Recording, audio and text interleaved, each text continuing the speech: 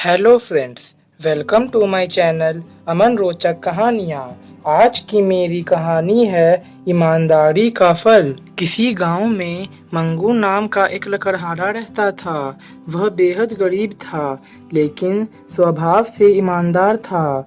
वह जंगल से रोज लकड़ियां काट कर लाता और उन्हें बेचकर अपने परिवार का पालन पोषण करता था। इसी तरह उसका समय गुजर रहा था। हर बार की तरह वह एक दिन जंगल में लकड़ियां लेने गया और नदी किनारे एक बड़े से पेड़ पर चढ़कर लकड़ियां काटने लगा।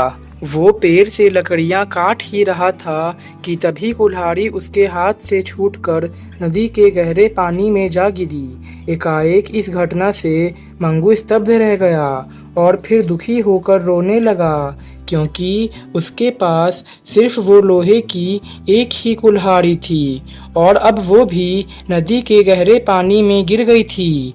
अब उसके बिना वो कैसे लकड़ियां काटेगा? और ऐसे हालात में तो वो और उसका परिवार भूखे मर जाएगा। ये सोच कर मंगू जोर जोर से रोने लगा। उसके रोने की आवाज़ सुनकर नदी में से जल देवता प्रकट हुए और मंगू से उसके रोने का कारण पूछा।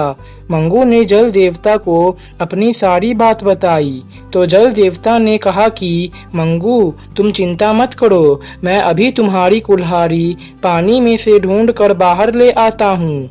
ये कहकर जल देवता ने पानी में डुबकी लगाई और अपने साथ एक चमकती सी चांदी की कुल्हाड़ी लेकर बाहर आए। जल देवता ने मंगू से कहा कि मंगू, ये लो तुम्हारी कुल्हाड़ी।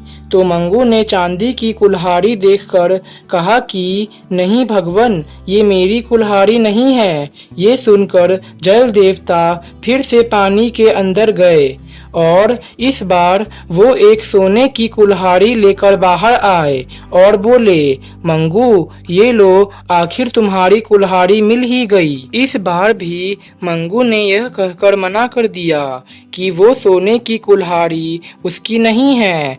तो एक बार फिर से जल देवता ने पानी में डुबकी लगाई और अब की बार वो अपने साथ एक लोहे की कुल्हाड़ी लेकर आए थे।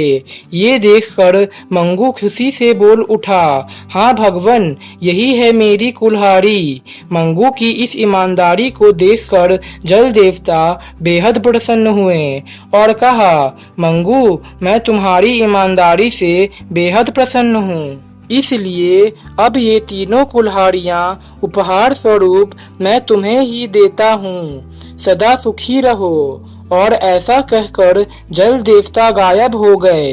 अब मंगू अपने घर वापस आ गया और अपने परिवार के साथ खुशी खुशी जीवन व्यतीत करने लगा।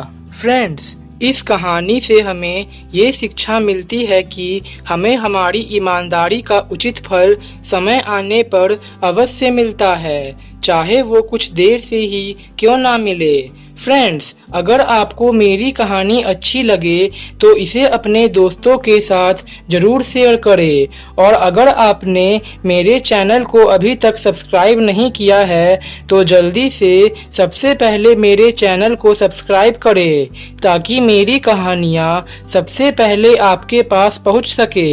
मिलते हैं फिर नई स्टोरी पर। Bye bye.